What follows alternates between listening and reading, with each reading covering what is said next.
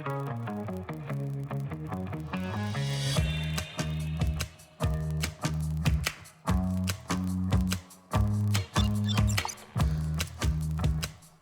and welcome to a very busy Tuesday here on Guam. I'm Jason Salas. This is the HotSpot, and here is what's happening at home today.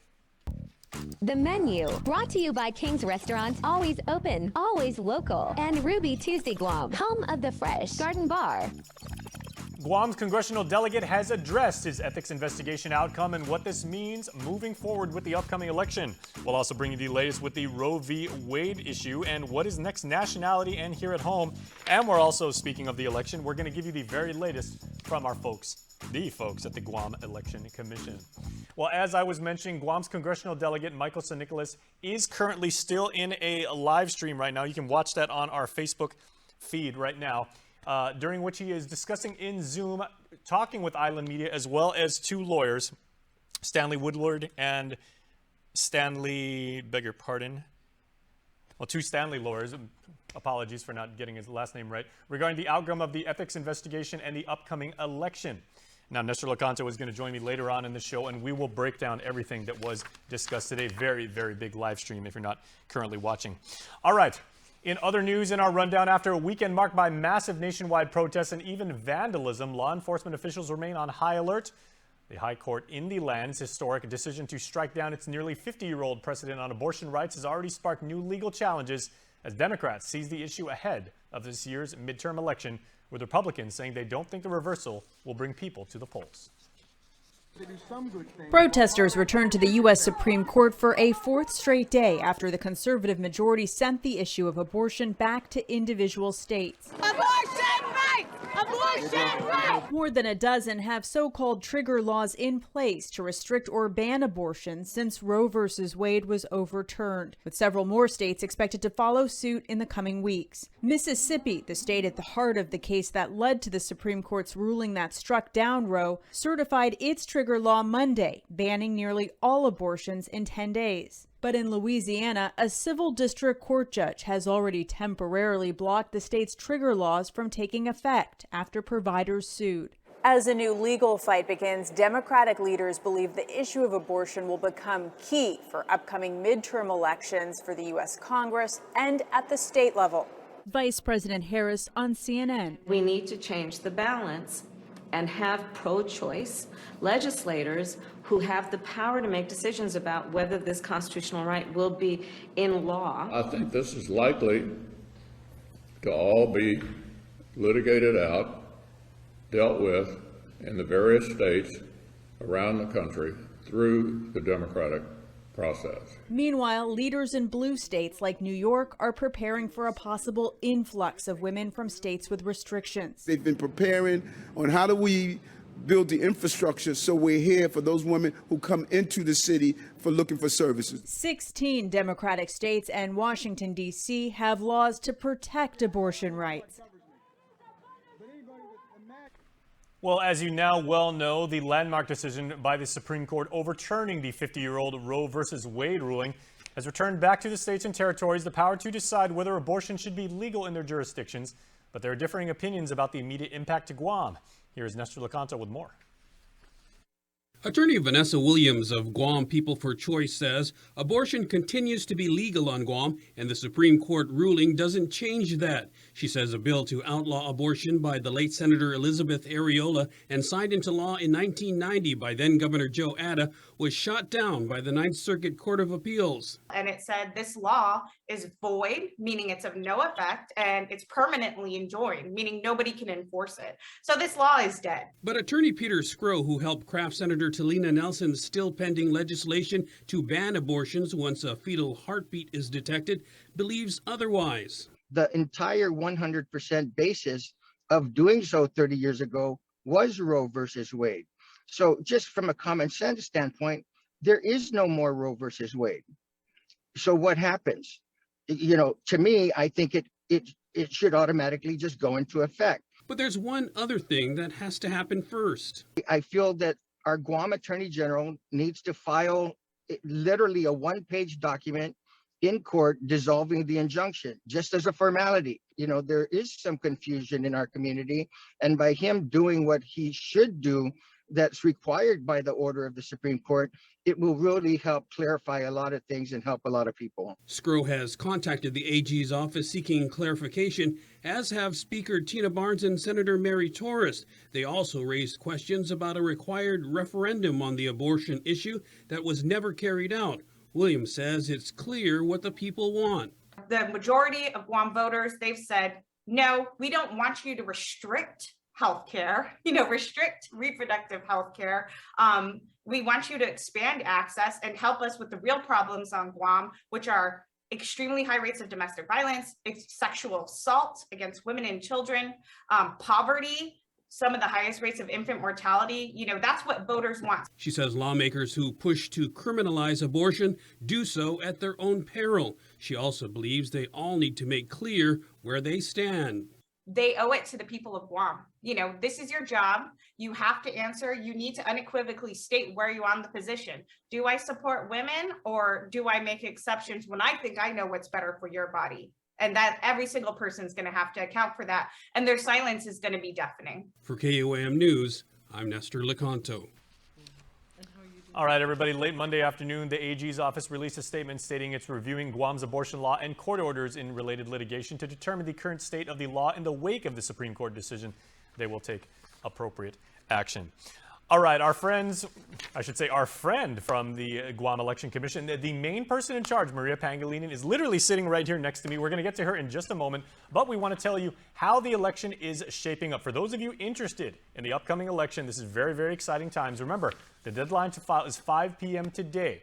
So this is what we can expect, and the early bird gets the worm, as they say. So here who has filed thus far. Running for the governor and lieutenant governor on the Democratic ticket, you, of course, have the incumbent team, Lou Leon Guerrero and Josh Tenorio, the all-in team. Also, having filed Mike Sinicolas, the aforementioned current congressman. He's still in the live stream right now, going on about an hour. Once again, Nestor Lecanto is going to join me later on in the show to talk about that. His running mate, former journalist Sabrina Salas Matanani, they have filed.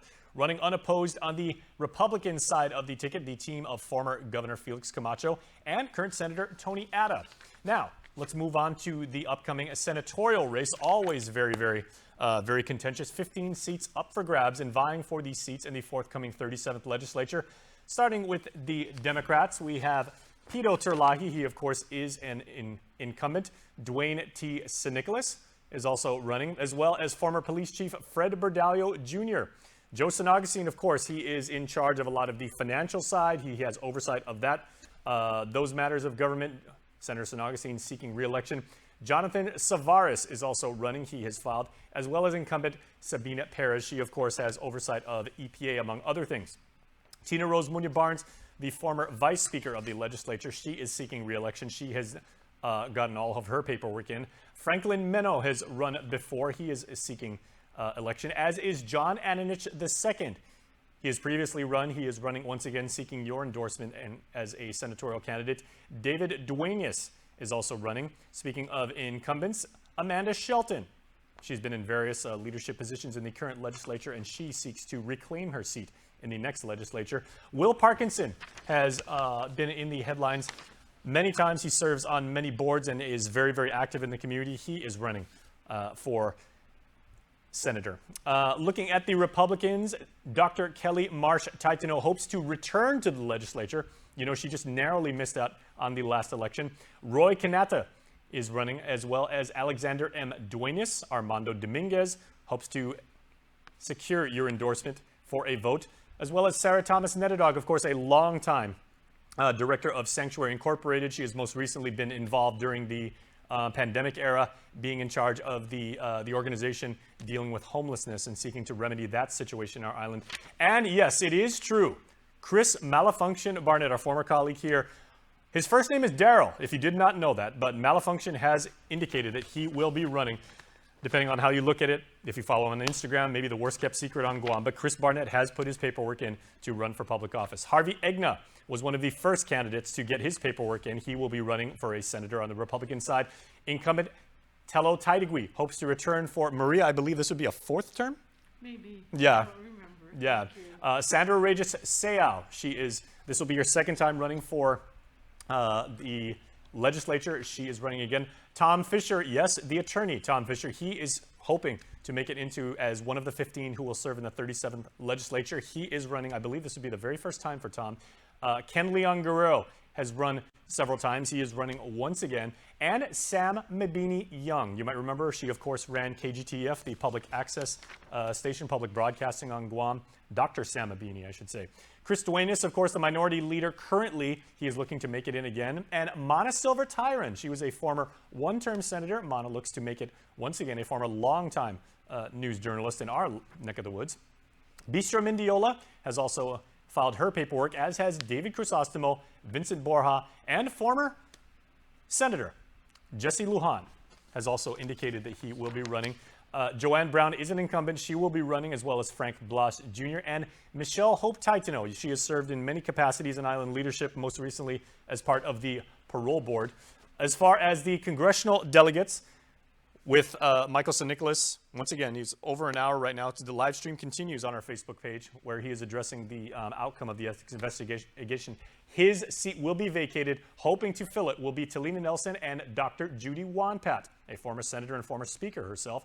From the Republican side, current Senator James Moylan is running and hoping to secure your endorsement to have a seat in Washington.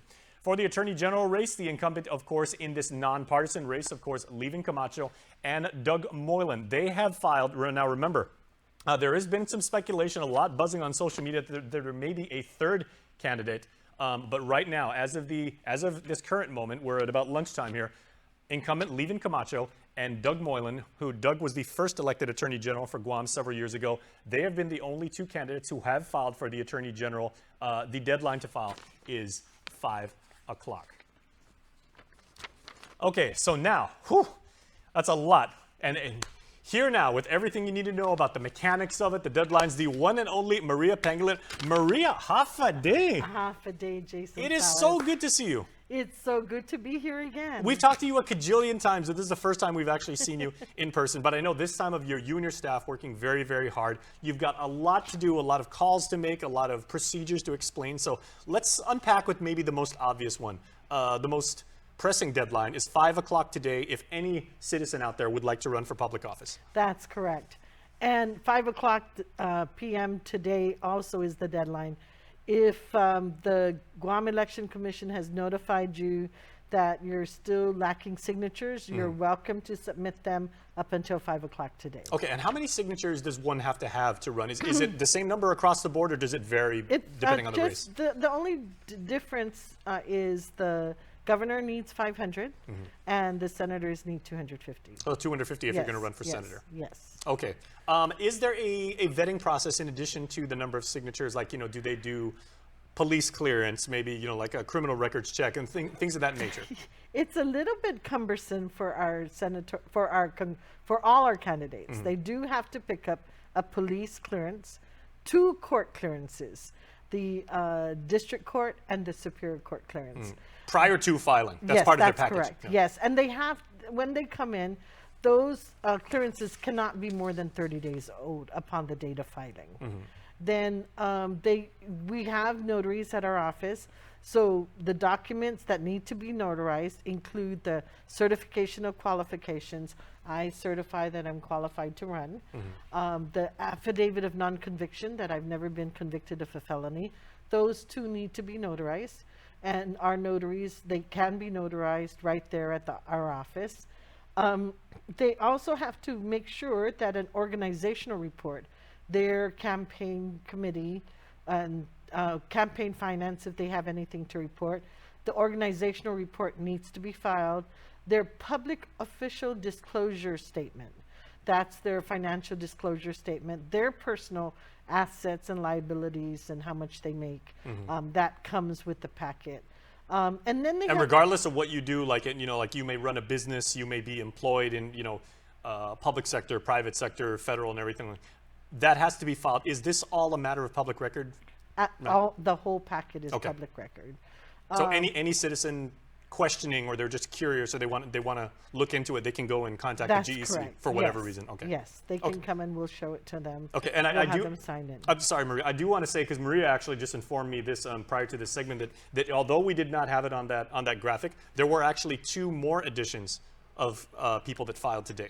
Actually, Three. Three. Okay, so in the morning was This is why you're the best. You know all this stuff. for today.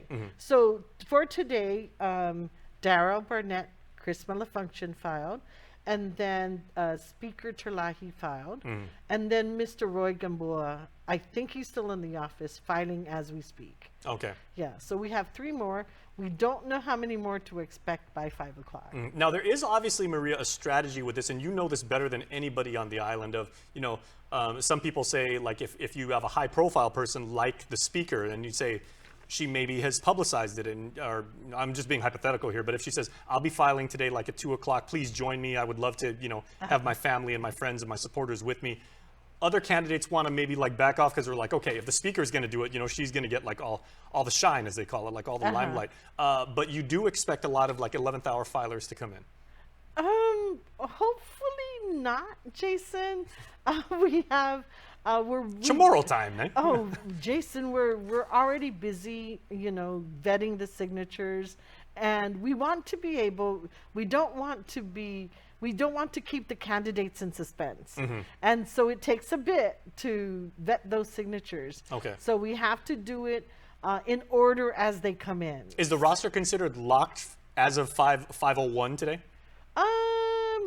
With in terms of voter registration, in Or terms like of the voters, with the people who have registered, like or filed their packets. Yes. Okay. Yes. So, and we are still finalizing the June list of voters too, as we speak. So, we're working on the voter list today, and so since I think April, our voter list, we cut off every month on the 25th of the month.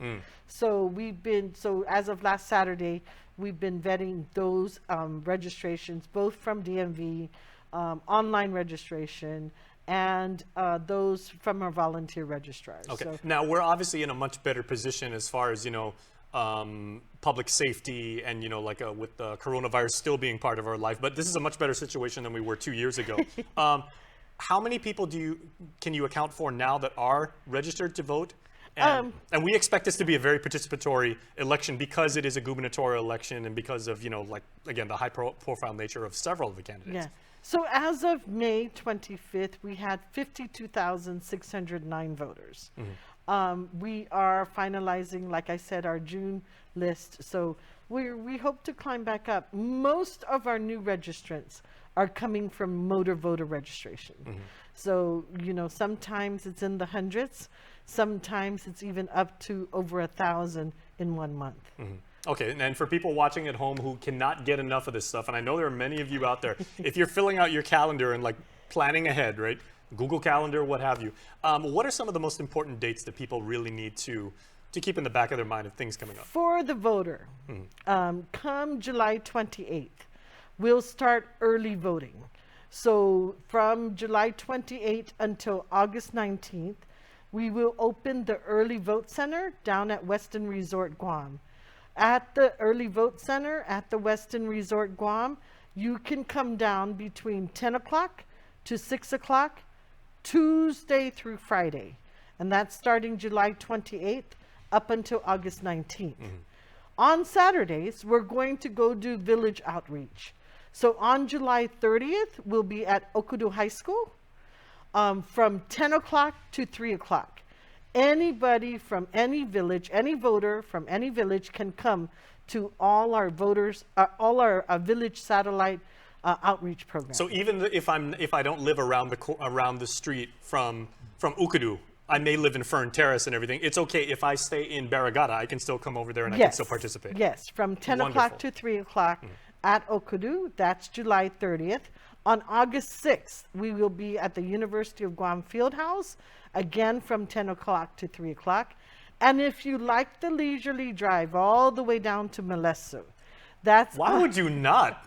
That's a beautiful place. August 13th. So August 13th, we will be at, I think, Maritza Martyrs Elementary School, or is it Malesu Martyrs Elementary School? Probably say Malesu. Just, so again, just to be respectful, right? Okay, 10 to 3. Okay. Okay, yes. And so all you would need is your ID, a validly issued ID, which means you can come with an expired ID. It was issued validly, so you can use even an expired ID. Okay. Whose idea was it, Maria, to do these voter registrations, like, like at the West End, and you said like with the very uncommon places to register or participate in the election process? And I say that, with utmost respect, because I mean, you guys are making it way more convenient, even interesting. Yeah, I mean, we try. Yeah. Well, the Western Resort is the early vote center came up because we have to go through the Government of Guam procurement process, and they just came in the most responsive and the lowest bidder. So that's where we're at with that. Oh, one more thing, Jason, I want to mention and I want to stress. We will have accessible voting. Okay, we will not have curbside voting. Okay. And we've changed the name a bit to accessible voting to stress the fact that people who are able to walk into the mezzanine level of the Western Resort, our early vote center, should do that. Accessible voting would be available only for those persons with disabilities, and of course the Manamku who cannot walk into the mezzanine level. If you decide to walk into our early vote center, you will have the opportunity to use the Universal Express vote machine, if you remember that. Yep. It's a ballot marking device, and what it is it's not a voting machine. It'll simply mark up your ballot. You'll see it. You'll get a hard copy of it, and you'll seal it in your ballot envelope. Your ballot envelope you'll seal in your affidavit envelope, and then you can place it with us, and we'll keep it for safekeeping until the election day. You guys are just making it so easy to get to participate in the voting process. Okay, final question, because I got to let you go. How many elections have you been involved in now? Since 2012, so you count. Has it been that long we've been working together? Yes. It's been a pleasure. I'm celebrating my 11th year. I'm There you going go. into my 11th year. Well, Thank you. you have been a wonderful executive director. I know this is one of many interviews we're going to do as the election season goes on. So, Maria, best to you. Sizis Masi. Hagumas Jason Salas Sizis Masi. All right. She also makes incredible tortillas, everybody. This I know from personal experience. So that's Maria Pangilinan with the Guam Election Commission. Please stay tuned. There is much more coming up on HotSpot. That FX.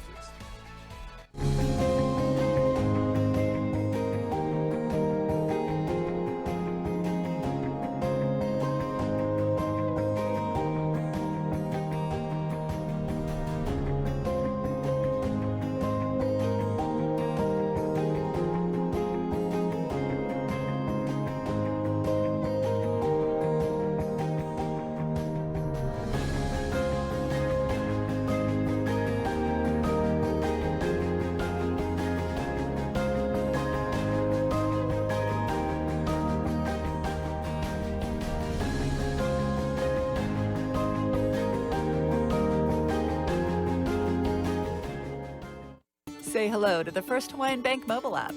Got a question about your finances? You've come to the right place. Bring all your accounts together, even those that aren't with us, and see the big picture, right down to the smallest detail. Unlock powerful tools like Insights and Money Map that help you save time and take control of your finances. When you connect accounts with the First Hawaiian Bank mobile app, it all starts with yes. Lunches, snacks, we got diapers for baby girl. Oh, 7:15, we gotta go. Bread, milk, gas for work. Remember to grab Joe Boy a birthday present.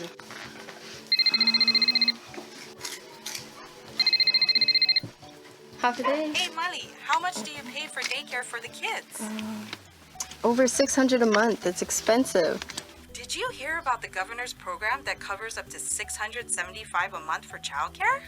Wow, that would be a lifesaver with the rising cost of everything. Check guamchildcare.com to apply. We qualified. I even booked an appointment for someone to walk me through the process. guamchildcare.com. Okay, thanks. I'll apply today. This ad is paid for with federal funds administered by DPHSS. Hey friends, it's Jason Salas here in the KUM studios here in Harmon, and update time. I got news I want to pass along to you about your favorite mid-afternoon show, The HotSpot. We are moving an hour up to 11 a.m. starting on July 5th, so make sure to tune in every day, live stream us or watch us on KUM TV 8 on Facebook Live and on our YouTube channel, as we're going to show for an entire hour featuring more news, more interviews, interactive giveaways, and extended Decision 2022 coverage, including analysis and chats with all of this year's candidates. So please make plans to join us live weekdays at 11 a.m. and catch up with the daily repeat broadcast on our stations or anytime on demand wherever you watch our show. I'll be looking for you on the HotSpot.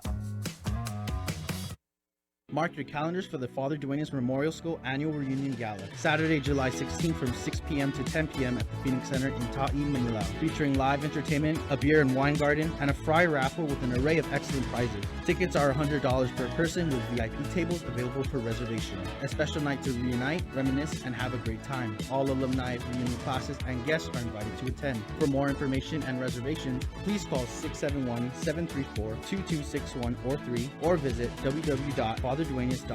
All proceeds benefit the FD Endowment Foundation, a 501c entity. Special thanks to all of our sponsors. See website for complete list of sponsors. KUAM News, winner of the 2022 Regional Edward R. Murrow Award for Excellence in Diversity, Equity, and Inclusion for the Culture Club. All right, everybody, it is time for our last Proud Portraits profile for Pride Month.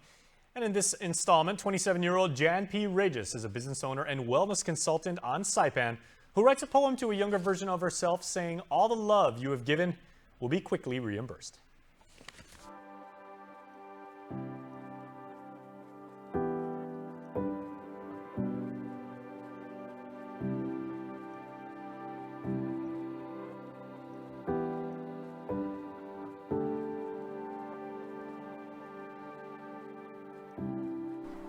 My sweet child, you have not heard this enough. So used to wearing a mask, obligated to be tough. Within your strong currents holds a heart so soft. In a world like this, you are truly a diamond in the rough. I know you feel lost, unsure where to go. Could I be wrong? Every place you've gone, it felt like you did not belong. Always the odd one out, never found a place to call home.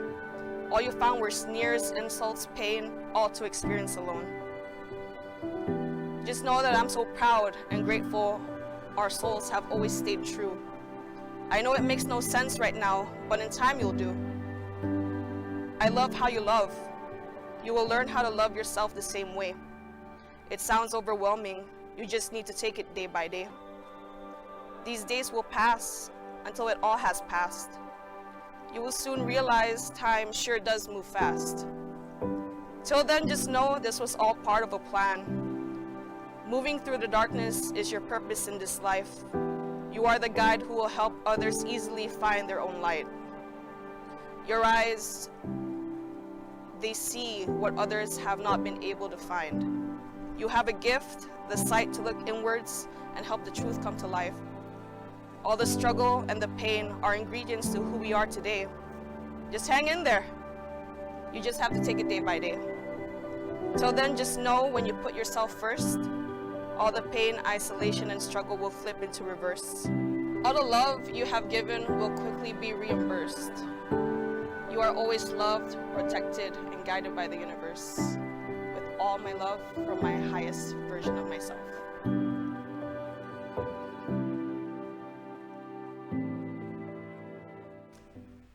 Well, it's time for Getting Digi With It, where our Tomas Mangloni reports on a Belgian company innovating with coffee grounds and infrared technology, helping law enforcement in one state.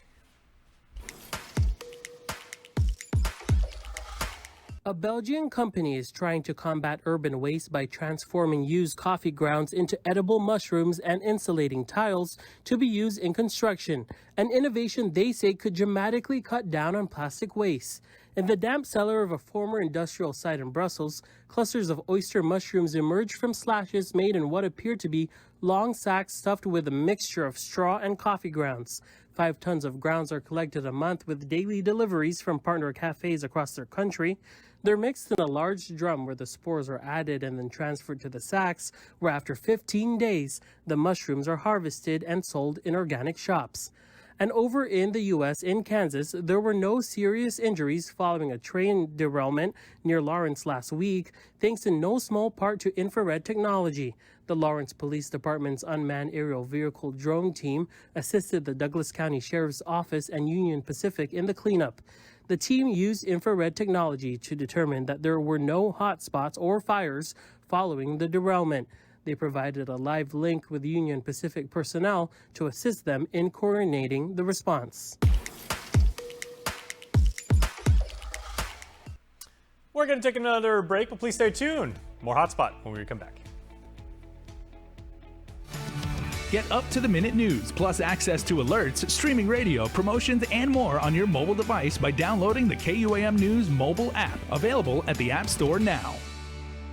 We're celebrating the class of 2022 on KOAM Digital and KOAM News Weekend Edition beginning in June. Send your graduate's senior photo along with their name and school and brief description of future plans to head of the class at KOAM.com. Their photos will be shared on our social media platforms as well as KOAM News Weekend Edition, open to middle school, high school, and college graduates. Congratulations, class of 2022, presented by the University of Guam. Lunches. Snacks. We got diapers for baby girl. Oh, 7:15, we gotta go. Bread, milk.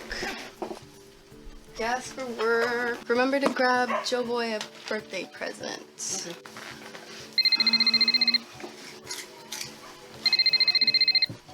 Half a day. Hey, Molly, how much do you pay for daycare for the kids?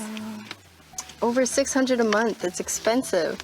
Did you hear about the governor's program that covers up to $675 a month for childcare?